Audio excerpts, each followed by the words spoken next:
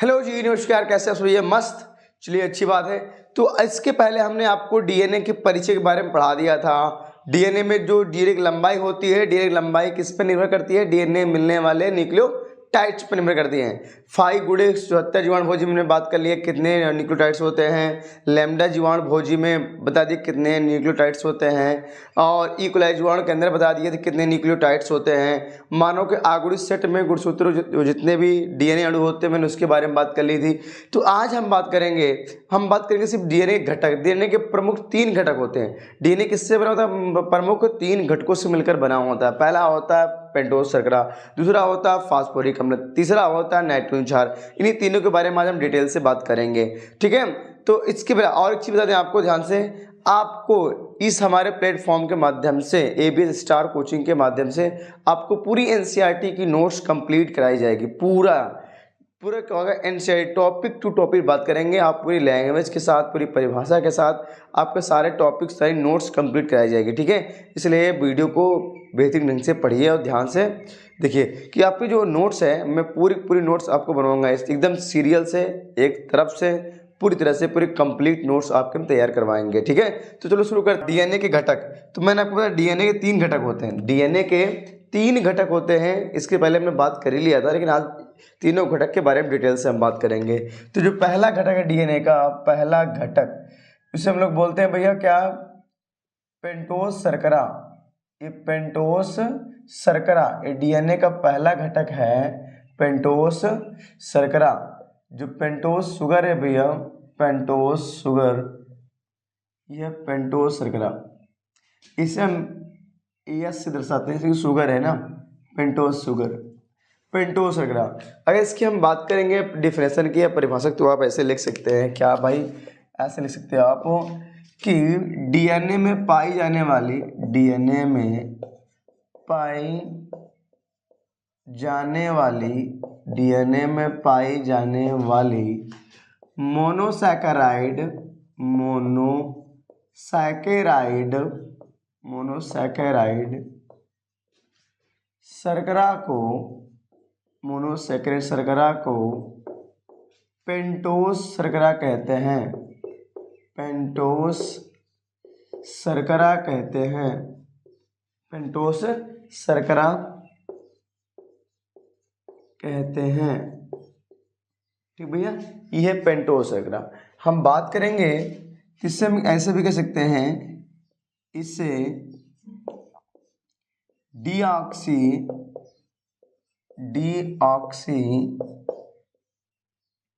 Ribose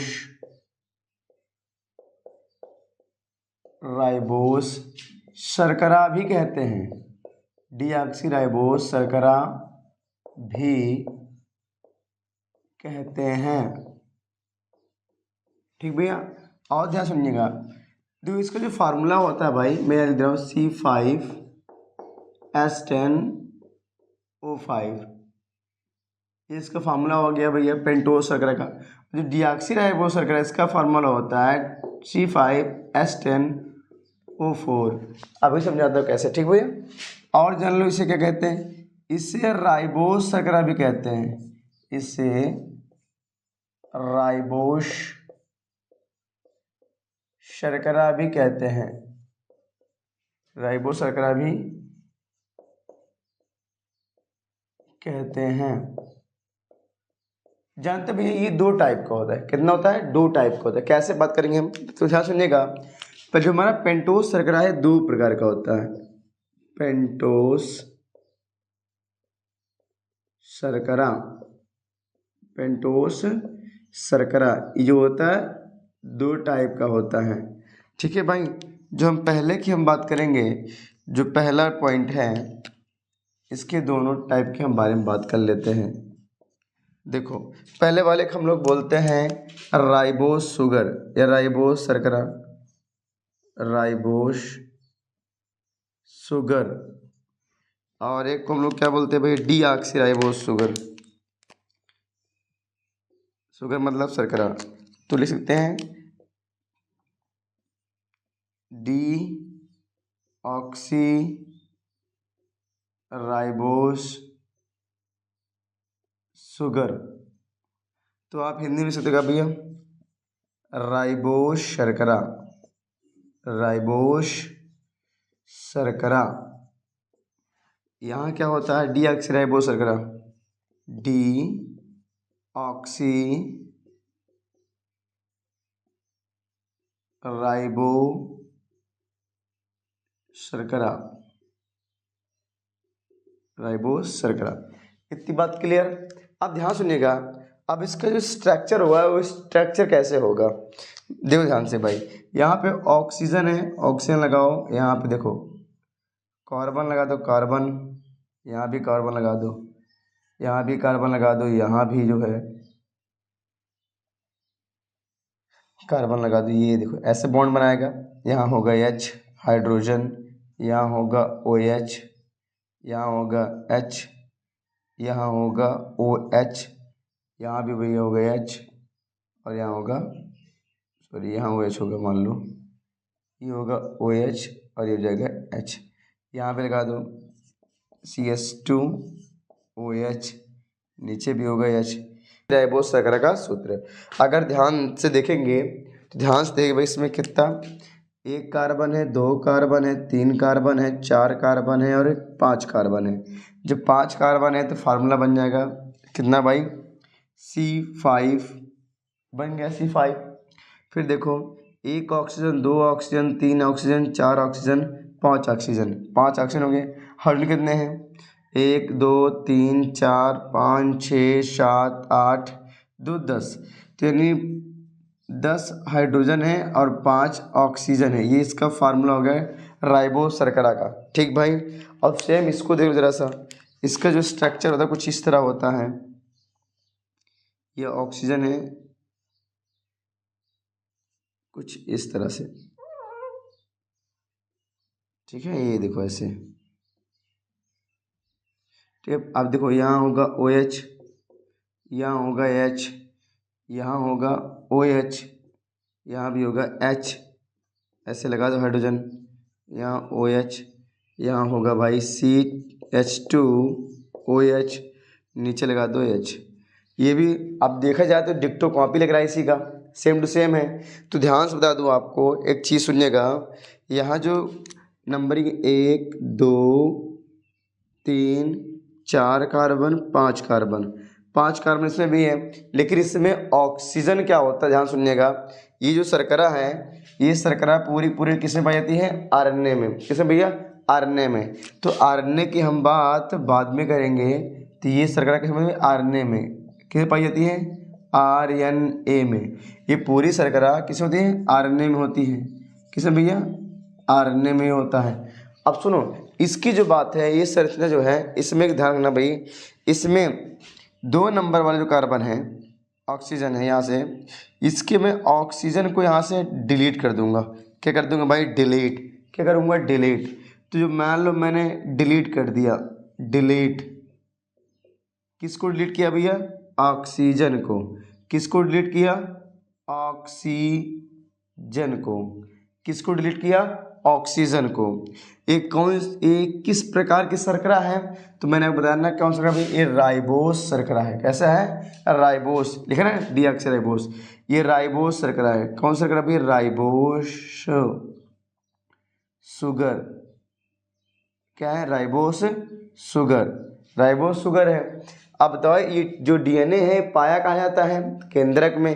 कहाँ पाया था भैया, केंद्रक में। तो केंद्रक को हम इंग्लिश में क्या कहते हैं भैया, केंद्रक क्या बोलते हैं इंग्लिश में, न्यूक्लियस। क्या बोलते हैं, न्यूक्लियस। तो न्यूक्लियस बोलते हैं केंद्रक को इंग्लिश में। अब बताओ डीएनए किस प्राकृतिक का होता है, क्षारीय प्राकृतिक होता है कि अम्लीय प्राकृतिक का होता है। तो बोलेंगे डीएनए हमारे कैसे भैया, अम्लीय प्राकृतिक का होता है। डीएनए कैसा होता है, अम्लीय प्राकृतिक। डीएनए किस प्राकृतिक का होता है भाई, अम्लीय प्राकृतिक का होता है। अब ध्यान सुनना, मेरी बात सुनना भाई। डिलीट से हमने ले लिया DE, अब ऑक्सीजन से ले लिया OXY, ऑक्सी। राइबोस शुगर से, राइबोस शर्करा से ले लिया गया केवल क्या, राइबो, राइबो ले लिया गया। और डीएनए जो होता है केंद्रक में पाया जाता है। केंद्रक को इंग्लिश में न्यूक्लियस कहते हैं। न्यूक्लियस से हमने क्या ले लिया, न्यूक्लिक वर्ड। क्या ले लिया भैया, न्यूक्लिक। न्यूक्लिक भैया, न्यूक्लिक कौन सा वर्ड ले भैया, न्यूक्लिक। न्यूक्लिक वर्ड ले लिया, न्यूक्लिक शब्द, न्यूक्लियस से न्यूक्लिक शब्द ले लिया। और अम्लीय को हम लोग क्या बोलते हैं इंग्लिश में, एसिड। अम्ल को क्या बोलते हैं भैया इंग्लिश में, एसिड। अगर ध्यान से देखो इन सबको इकट्ठा करोगे तो डीएनए का फुल फॉर्म बन जाएगा। अब देखो डीएनए का फुल फॉर्म कैसे हुआ, सुन में आया। अब इसका ध्यान रखना, मैं इसको ऊपर लिख दूं, मैं इसको ऊपर लिख दे रहा हूँ, ठीक है, मैं लिख दूं ऊपर, चलेगा। अब ध्यान सुनना, यहाँ पे क्या है, डी ई है तो डी ई लिख दो। यहाँ पे ओ एक्स है तो ओ एक्स वाई लिख दो, ऑक्सी। यहाँ राइबो है तो राइबो लिख दो, राइबो। यहाँ न्यूक्लिक है तो न्यूक्लिक लिख दो, न्यूक्लिक। और यहाँ एसिड है तो एसिड लिख दो, एसिड। अब ध्यान से देखो तो ये डीएनए का पूरा नाम बना D oxy ribo nucleic acid, DNA. इस तरह डीएनए का फुल फॉर्म बना। अब डीएनए का नाम डीएनए क्यों पड़ा, डीएनए का नाम ये जो पूरा फार्मूला है, इस फार्मूले को कैसे समझोगे भैया, डीएनए तो कहाँ से मैं भाई, देखो डीएनए को D oxy ribo nucleic acid, ठीक है। अब ये कहाँ से आया, आपको मालूम हो गया कि डीएनए का नाम डीएनए क्यों पड़ा, ठीक है। आप इतनी बात समझ में आई। ये डीएनए शर्करा, ये सारी शर्करा किस में भैया, ये पूरी जो शर्करा है, ये कहाँ गया, ये देखो, अरे यार कैप गिर गया इसका। चलो तो बात समझ, ये पूरी शर्करा किस में पाई जाएगी, ये जो शर्करा है ये किस में पाई जाएगी, तो ये शर्करा पाई जाएगी डीएनए में। किस में भैया, डीएनए में। तभी इसका फार्मूला बन गया ना भाई, D oxy ribo nucleic acid. ये जो डीएनए है, अब कोई पूछेगा तो आप ये झटाक से जवाब दीजिएगा कि डीएनए नाम डीएनए क्यों पड़ा, D oxy ribo nucleic acid क्यों पड़ा, कहाँ से आया ये, ठीक है। तो बात समझ में एक बार फिर सुन लो फटाफट। हाँ, डीएनए जो था भैया, इसमें एक ऑक्सीजन की कमी होती है। अब देखो ध्यान से, इसमें अगर फार्मूला की हम बात करेंगे तो यहाँ पे ध्यान से सुनना, मैं यहाँ लिख दे रहा हूँ, लिख दूँ ऊपर, 1 carbon 2 carbon 3 carbon 4 carbon 5 carbon, 5 carbon C5। उसके बाद कितने एच हैं, 1 H 2 H 3 H 4 H 5 H 6 H 7 H 7 2 9 और एक 10 एच हो जाएगा हमारा, ठीक है। और उसके बाद ऑक्सीजन कितनी है, 1 ऑक्सीजन 2 ऑक्सीजन 3 ऑक्सीजन 4 ऑक्सीजन, हो जाएगा 4 ऑक्सीजन। तो ये हो जाएगा 4 ऑक्सीजन, ठीक भैया, बात समझ में आई। इस तरह से हमारा डी ऑक्सी राइबोस शर्करा का फार्मूला क्या हो जाएगा, C5H10O4, ये लिखा है ना यहाँ पर, ये फार्मूला बन जाएगा इस तरह से। इतनी बात सबको समझ में, किसी कोई दिक्कत, आप ध्यान सुनिएगा, इस टॉपिक को आप स्क्रीनशॉट ले लीजिएगा। यदि आपको नहीं समझ में आता टॉपिक या कुछ सवाल हैं, कुछ टॉपिक्स हैं, कुछ डाउट्स आपको हैं, आप कमेंट में जरूर करिएगा। और जिस टॉपिक पे आपको वीडियो चाहिए वो कमेंट में जरूर लिखिएगा, ठीक भैया। अगर टॉपिक समझ में आया फटाक से ले लीजिए स्क्रीनशॉट, फिर इसके आगे हम बात करते हैं, ठीक है।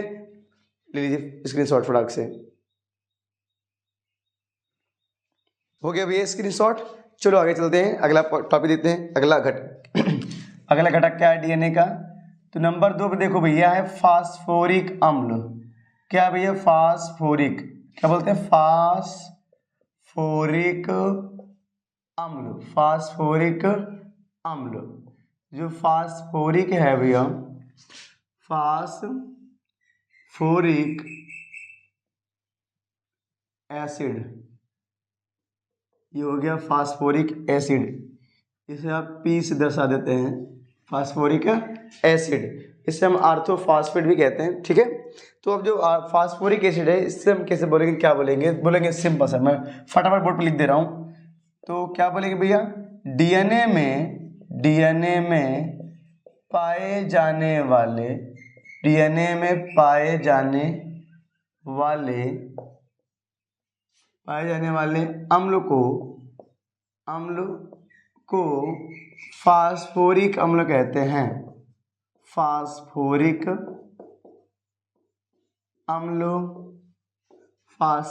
अम्ल कहते हैं।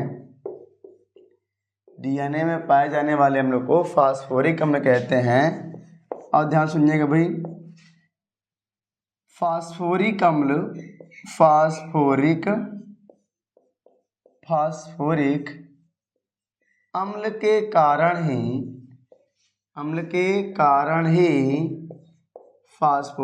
के कारण ही डीएनए डीएनए अम्लीय होता है, फास्फोरिक अम्ल के कारण ही डीएनए अम्लीय होता है। और आपको बता दो एक चीज़ इम्पोर्टेंट कि जब फास्फोरिक अम्ल फास्फोरिक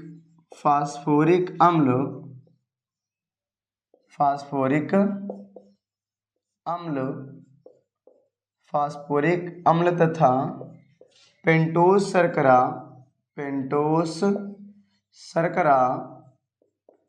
फास्फोरिक अम्ल तथा पेंटोस शर्करा डीएनए की बैकबोन बनाते हैं।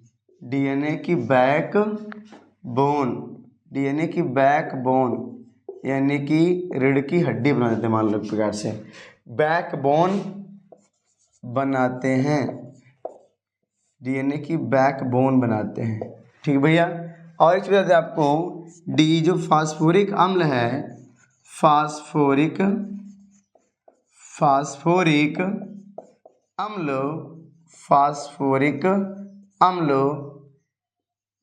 आर्थोफॉस्फेट के रूप में रहता है।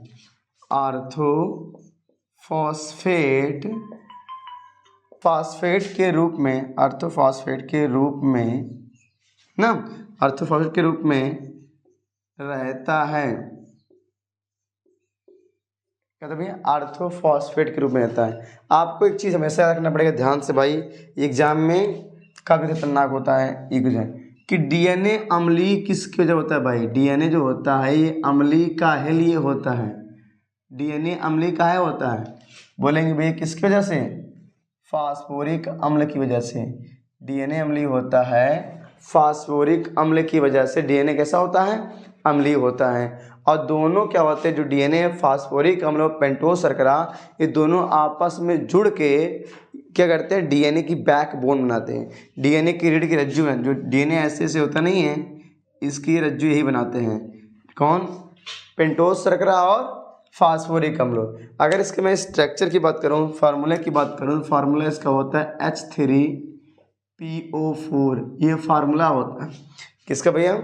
आर्थो जो फॉस्फेट है, फार्मूला का H3PO4, इसे क्या बोलते हैं? आर्थोफॉस्फेट। क्या बोलते हैं भैया? आर्थोफॉस्फेट का ये फार्मूला है H3PO4। ये फार्मूला किसका है? आर्थोफॉस्फेट का। अगर इसकी मैं स्ट्रक्चर की बात करूँगा तो आप ध्यान सुनिएगा, इसका स्ट्रक्चर ऐसे बनेगा। ऑक्सीजन के साथ पी रहेगा, डबल बॉन्ड के साथ OH ऐसे होगा, इसका स्ट्रक्चर ऐसे होगा। लेकिन इसका स्ट्रक्चर एक ऐसे भी होता है, इसका स्ट्रक्चर ऐसे कैसे होगा मैं समझा दूँ पहले इसको। देखो जरा से मैं यहाँ बताया ना, दो बॉन्ड से पी जुड़ा हुआ है ऑक्सीजन से, यहाँ OH है, तो मैं OH को थोड़ा सा दूर बनाता हूँ, थोड़ा सा 1 मिनट। ये देखो ये OH हो गया, ये भी H हो जाएगा ऐसे, और ऐसे ये भी हो जाएगा, ठीक है, बस बॉन्ड। अब इसमें क्या होगा, ये जो हाइड्रोजन है ये अपना इलेक्ट्रॉन इसको देकर, अपना इलेक्ट्रॉन किसको देगा? ऑक्सीजन को देगा। और देने के बाद जो इलेक्ट्रॉन देता है, आपको पता है जो एलिमेंट जो तत्व इलेक्ट्रॉन देता है उस पर आंशिक धनावेश आता है, और जो इलेक्ट्रॉन लेता है उस पर क्या आता है? ऋणावेश आता है। तो ऑक्सीजन पे ऋणावेश, हाइड्रोजन पे धनावेश। ऐसे ये वाला भी करेगा, ये भी अपना इलेक्ट्रॉन ऑक्सीजन को देकर चला जाएगा, ये वाला भी अपना इलेक्ट्रॉन इसको देगा, ये वाला भी देखो देगा, इस पर भी आ जाएगा आंशिक धनावेश और ऑक्सीजन पे ऋणावेश। अब ये वाला भी अपना इलेक्ट्रॉन इसको दे के निकल जाएगा। जब हाइड्रोजन अपना इलेक्ट्रॉन ऑक्सीजन को देगा तो हाइड्रोजन पे आ जाएगा आंशिक धनावेश और ऑक्सीजन पे आ जाएगा आंशिक ऋणावेश। तो जब ये निकलेगा बाहर, जब ये हाइड्रोजन बाहर, देखो जैसे हाइड्रोजन बाहर निकल जाएगा तो इस पर आ जाएगा ऋणावेश। तो इसको आप ऐसे भी लिख सकते हैं, ऑक्सीजन डबल बॉन्ड से पी के साथ है, यहाँ O है। जब हाइड्रोजन निकल जाएगा अपने इलेक्ट्रॉन देकर तो ऑक्सीजन पे आ जाएगा माइनस चार्ज, इधर भी ऑक्सीजन है, इधर भी ये वाला हाइड्रोजन, देखो ये वाला हाइड्रोजन जो है अपना इलेक्ट्रॉन इसको दे दिया ऑक्सीजन को, तो इसलिए इस पर भी आ गया माइनस चार्ज। नीचे वाला जो ऑक्सीजन है, ये देखो ये हाइड्रोजन है, हाइड्रोजन ने अपने इलेक्ट्रॉन इसको दे के निकल गया, तो यहाँ भी हो जाएगा आंशिक का ऋणावेश। तो ये वाला भी स्ट्रक्चर बना सकते हैं, दोनों मतलब वही है, ठीक है भैया। ये देखो ये दोनों स्ट्रक्चर सेम है, दोनों बना लीजिएगा आपने समझदारी से, ठीक है। इतनी बात आपको समझ में आ गई। तो पेंटोस शर्करा, ये क्या नाम है इसको यार, ये फास्फोरिक अम्ल, इसके स्ट्रक्चर ये वाला भी है, ये वाला भी है। अब स्ट्रक्चर क्यों बनवा रहा हूँ, स्ट्रक्चर ही जरूरी है आपको भाई, डीएनए की जो संरचना है उसको समझने में आसानी होगी। और डीएनए बहुत ही बेहतरीन आपको समझना है टॉपिक, डीएनए क्यों ऐठा हुआ होता है, डीएनए लपेटा हुआ क्यों होता है, ठीक है। इस सारी चीज़ में बताऊंगा, वो किस तरह से बॉन्ड बनाता है, कौन कौन से बॉन्ड उसमें होते हैं, सारी चीज़ें आपको मैं डिटेल से बताऊंगा। बस टॉपिक को आप पूरी बता रहा हूँ ना मैं, एनसीईआरटी नोट्स आपको बनवा के छोड़ूंगा एकदम, एक एक पॉइंट टॉपिक टू टॉपिक लिखवाएंगे, और परिभाषा डेफिनेशन सारी की सारी एक एक लैंग्वेज में लिखवाऊंगा सबके सब, ठीक है। इससे आप 100% में नोट में लिख सकते हैं, जो आपके एग्जाम में, बोर्ड एग्जाम बहुत ही ज़्यादा आपकी करेगी हेल्प, ठीक है। इतने स्क्रीनशॉट लीजिए, फिर इसके आगे मैं बात करता हूँ। लीजिए तो स्क्रीनशॉट लीजिए, फटाक से ले लीजिए, ठीक है। लीजिए फटाक से स्क्रीनशॉट ले लीजिए, हो गया। चलो देखते हैं नंबर 3। तो नंबर 3 जो घटक है भैया उसका नाम क्या है, नंबर 3 पे नाइट्रोजन क्षार, नाइट्रोजन क्षार या नाइट्रोजनी क्षार, नाइट्रोजनी क्षार इसे बोलते हैं भैया नाइट्रोजनी या नाइट्रोजिनस, नाइट्रोजिनस बेस, इसे हम लिखते हैं NB के साथ, समझ जाना, ठीक भैया। नाइट्रोजनी क्षार ये हो गया हमारा। जो नाइट्रोजनी क्षार है, ध्यान सुनना, क्या बात करेंगे इसके बारे में, हम कैसे कहेंगे, तो बोलेंगे डीएनए में विषम चक्रीय यौगिक, विषम चक्रीय यौगिक, डीएनए में विषम चक्रीय यौगिक नाइट्रोजन क्षार के रूप में होता है, नाइट्रोजन क्षार के रूप में, न्यूट्रॉन क्षार के रूप में रहता है, ठीक भैया, नाइट्रोजन क्षार के रूप में रहता है। यह दो प्रकार का होता है, यह दो प्रकार का होता है। कौन कौन भैया, तो नंबर 1 की बात करूंगा तो नंबर 1 पे आता है आपका प्यूरीन, क्या आता है भाई, प्यूरीन क्षार आएगा। नंबर 2 पे आएगा पिरीमिडीन क्षार, कौन भैया, पिरीमिडीन क्षार। ये दो टाइप का हो गया ना। तो हम पहले वाले की बात करेंगे, किसके बारे में भाई, प्यूरीन, इसके बारे में बात करेंगे, किसके, नंबर 1 के बारे में, प्यूरीन क्षार। जो प्यूरीन क्षार है, प्यूरीन क्षार, इसे हम बोलते हैं प्यूरीन बेस, इंग्लिश प्यूरीन जो बेस है भैया, आप ध्यान सुनिएगा, ये प्यूरीन क्षार जो है, आप इसे बोलेंगे, ये जो प्यूरीन क्षार होते हैं बोलेंगे यह द्विचक्रीय होता है, यह द्विचक्रीय, इन्हीं में 2 रिंग होती है, द्विचक्रीय होता है, यह द्विचक्रीय होता है। कैसे होता है भैया, द्विचक्रीय होता है, यानी इसमें 2 रिंग होती है, कितनी रिंग होती है, 2 रिंग, यह द्विचक्रीय होता है। स्टॉप बनाया फिर से, ये भी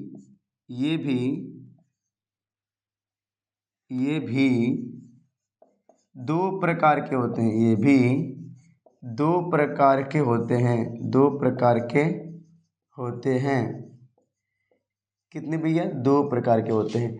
नंबर 1 की मैं बात करूंगा तो उसका नाम है एडेनिन, क्या नाम भैया, एडेनिन,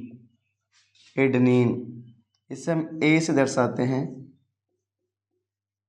एडेनिन। दूसरा वाला क्या है भाई हमारा, ग्वानिन,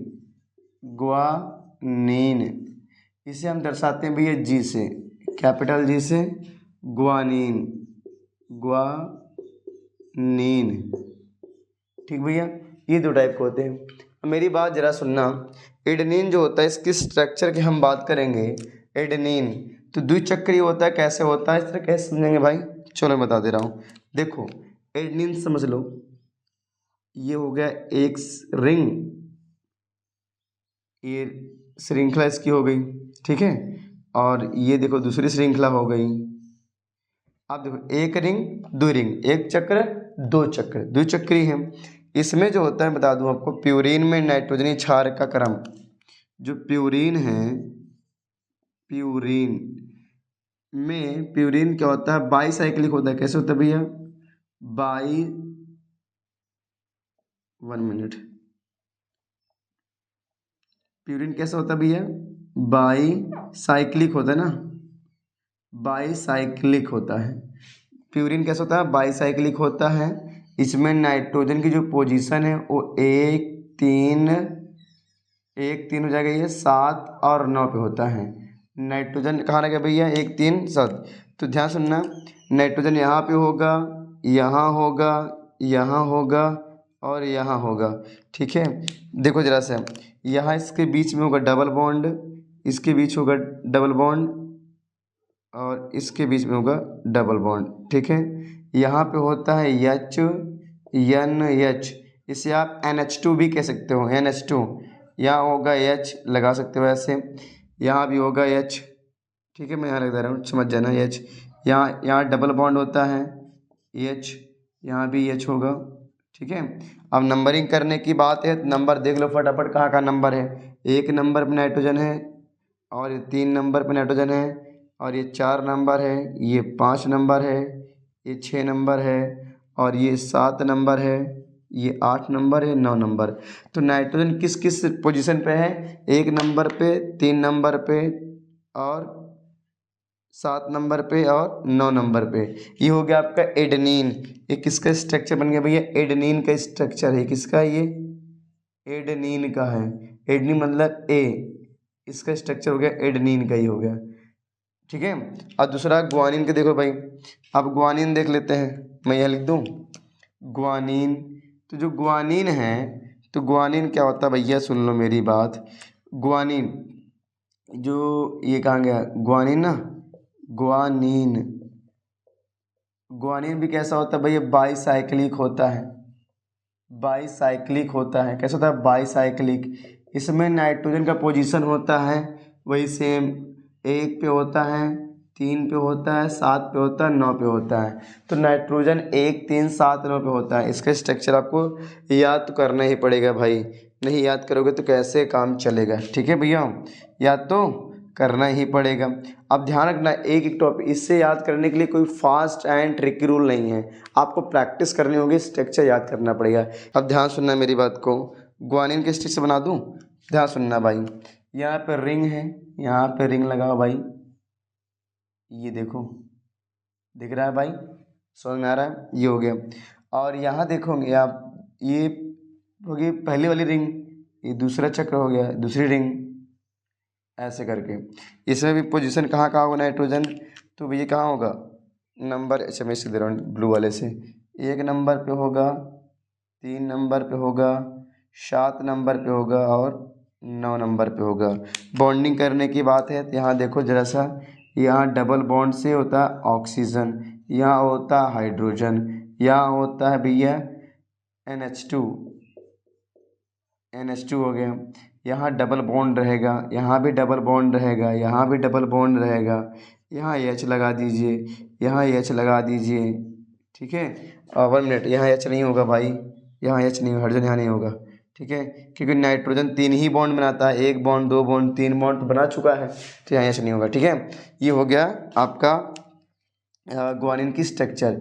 1 2 3 4 5 1 6 7 8 1 9, तो 9 नंबर कितने भैया, 1 नंबर पर नाइट्रोजन है, 3 नंबर पर नाइट्रोजन है और 7 नंबर पर नाइट्रोजन और 9 नंबर पर नाइट्रोजन है। इसे आपको याद करना होगा। याद करने का मतलब प्रैक्टिस करके इसे खुद से बनाना पड़ेगा।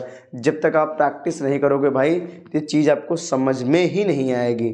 ठीक है, अब इसलिए यहाँ पे ध्यान सुनना, आपको बता दे रहा हूँ प्रैक्टिस करना। अभी एक चीज़ आपको बतानी है, लेकिन थोड़ी देर बाद बताऊँगा, पहले आप सुन लो। अभी तो आप केवल किसके बारे में पढ़े हो, प्यूरिन के बारे में। अभी पिरिमिडिन पूरा बचा है, ये भी 2 टाइप का होता है, इसके बारे में बता दूं तो आपको ये मैं बताऊं किस तरह ये बॉन्ड बनाते हैं। ठीक है, तो आप एक काम करिए, पहले इतने स्क्रीन शॉट ले लीजिए। मैं फिर बोल रहा हूँ भैया, इससे याद करने के लिए कोई फास्ट एंड ट्रिकी रूल नहीं है। इसे खुद आपको प्रैक्टिस करनी होगी और आपको बनाना पड़ेगा। और देखो इसको मैं इसलिए बना रहा हूँ स्ट्रक्चर, क्योंकि आगे आपको इससे से आपको डीएनए की स्ट्रक्चर बनाने में मिलेगी मदद, हेल्प मिलेगी। यदि आप इसको बनाना नहीं जानते तो डीएनए की संरचना बनाना आपको बिल्कुल भी नहीं आएगा और ठीक से समझ भी नहीं आएगा। इसी की वजह से मैं बताऊँगा डीएनए किस तरह बॉन्ड बनाता है, डीएनए ऐठा हुआ क्यों होता है, ठीक है, डीएनए स्थायी क्यों होता है, डीएनए लपेटा हुआ क्यों होता है। इस सारी चीज़ में इसी बॉन्ड, इसी स्ट्रक्चर के माध्यम से बताऊँगा, इसलिए स्ट्रक्चर बनाना बहुत ज़रूरी है। ठीक है, इतना आप स्क्रीनशॉट लीजिए, इसके बारे में भी आपको आगे हम बताते हैं। ठीक है, पहले इतना स्क्रीनशॉट फटाक से ले लीजिए फटाक से स्क्रीनशॉट। ठीक है, ले लीजिए। ठीक है, ले लो भाई, ले लो अच्छे से। चलो हो गया भैया स्क्रीनशॉट, ले लिए स्क्रीनशॉट। चलो आगे देखते हैं। अगला क्या है, नंबर 2 हमारा पिरिमिडीन है। क्या है भैया, पिरिमिडीन। जो पिरिमिडीन है, पिरिमिडीन क्या भाई, पिरिमिडीन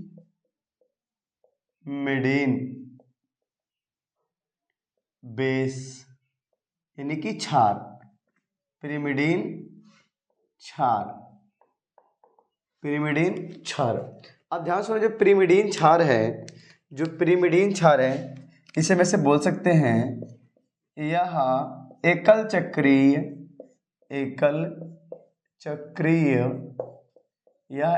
चक्रीय होता है। कैसा होता है भैया, एकल चक्रीय होता है। और ये भी दो प्रकार के होते हैं, ये भी दो प्रकार के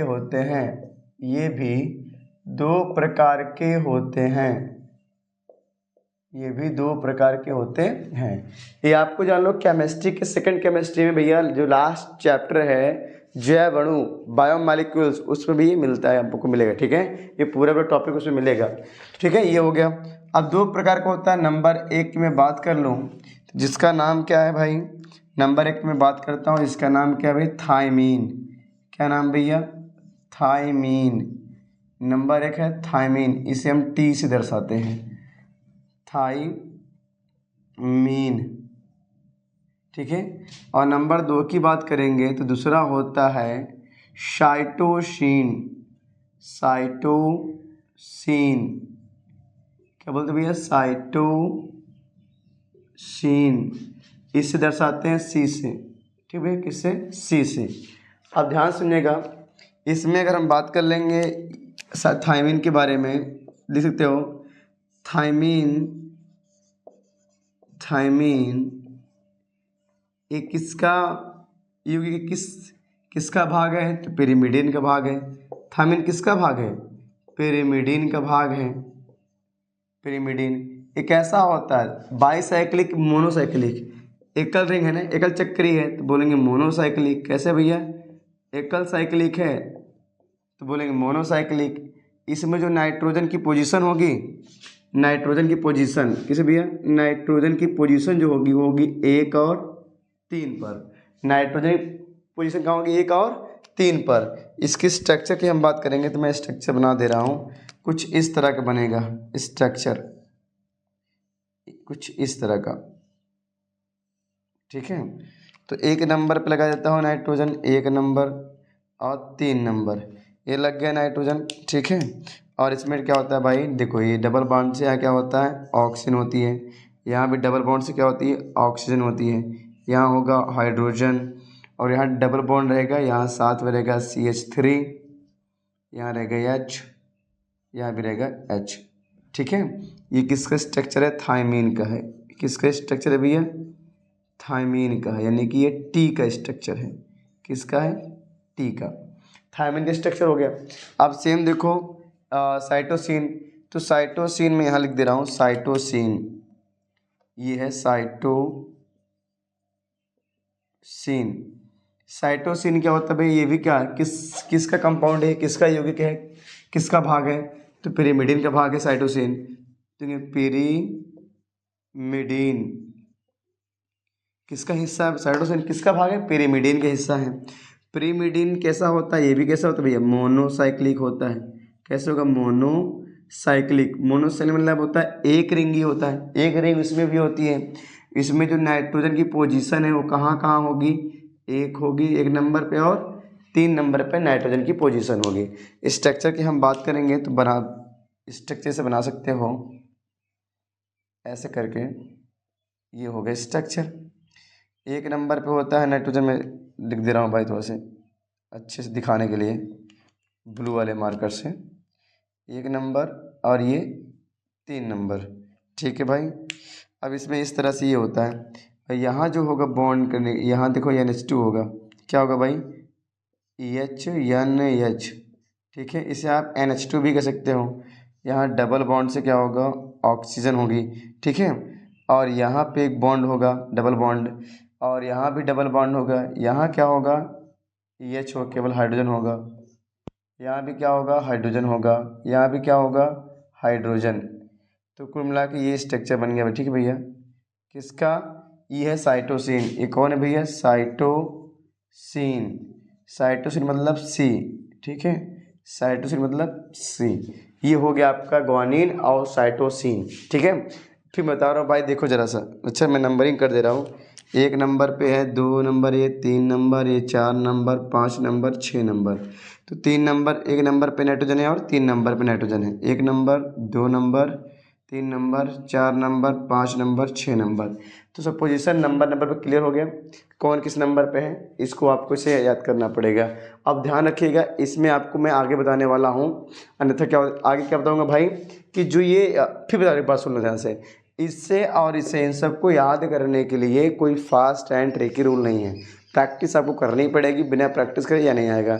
अब स्ट्रक्चर मैं क्यों बता रहा हूँ, क्योंकि स्ट्रक्चर आगे काम आने वाला है, ठीक भैया। स्ट्रक्चर क्या है, आगे काम आने वाला है। बिना स्ट्रक्चर के कोई टॉपिक जो है आपको DNA ठीक से समझ में ही नहीं आएगा। इसलिए आप टॉपिक टू टॉपिक स्ट्रक्चर और चीज़ को समझते रहो, ताकि मैं DNA जो स्ट्रक्चर बनाऊंगा उसमें आपको कोई दिक्कतें ना हो और आपको समझ में आ जाए। देखो मेन मुद्दा समझना, रट्टा नहीं मारना, सिर्फ समझना है, ठीक है। आपको डिटेल से इसमें हम टॉपिक टू टॉपिक बताएंगे अच्छे से। पहले आप अपना स्क्रीनशॉट ले लीजिए, फिर उसके बाद हम आगे चलते हैं, ठीक भैया। लीजिए स्क्रीनशॉट फटाक से ले ली भैया स्क्रीनशॉट। देखो भाई स्क्रीनशॉट हो गया। अब आपके DNA के तीनों घटक खत्म हो गए। हमने पहले आपको पेंटोस सर्कल पढ़ाया, फास्फोरिक अम्ल पढ़ाया, अब नाइट्रोजन क्षार पढ़ा दिए। ये तीनों घटक खत्म हो गए। अब तीनों घटक आपस में किस तरह से जुड़े होते हैं, कौन कौन से बॉन्ड होते हैं, कितने प्रकार के बॉन्ड होते हैं, DNA स्थायी क्यों होता है, DNA लंबा क्यों होता है, DNA लपेटा हुआ क्यों होता है, ये सारी चीज़ें बस इसके बाद हम बात करेंगे, ठीक है। अब आपको बॉन्डिंग पढ़ना है, किस तरह बॉन्ड बना के न्यूक्लियोटाइड्स बनाते हैं। अभी तो मैंने केवल DNA के क्या पढ़े, सिर्फ DNA घटक पढ़े हैं। अब मैंने पहले पेंटोस सर्कल पढ़ाया आपको, दूसरा में पढ़ाया फास्फोरिक अम्ल, तीसरा पढ़ाया नाइट्रोजन क्षार। ये तीनों आपस में किसके द्वारा जुड़े होते हैं, कौन कौन से बॉन्ड लगे होते हैं, कितने बॉन्ड होते हैं, और DNA इतना ऐठा हुआ क्यों होता है, DNA स्थायी क्यों होता है, कौन कौन से बंद हैं, मैं सब किस तरह आपस में बॉन्डिंग करते हैं सब आपको बताऊंगा। इतना भी स्क्रीनशॉट ले लीजिए, बताता हूँ आगे। और एक चीज़ और ध्यान रखिएगा, मैं आपको बोला ना पूरी NCERT के नोट्स भी बनवाऊंगा, इसलिए आप इसे फटाफट स्क्रीनशॉट लीजिए, फिर आगे चलते हैं। जो टॉपिक नहीं समझ में आया आप कमेंट में जरूर बोलिएगा। यदि आपको जिस टॉपिक वीडियो चाहिए उस टॉपिक को जरूर कमेंट में लिखिएगा, हम उसके बारे में बात करेंगे, ठीक भैया। इतना लीजिए स्क्रीनशॉट फटाक से, तो आगे बात करते हैं। लीजिए भैया।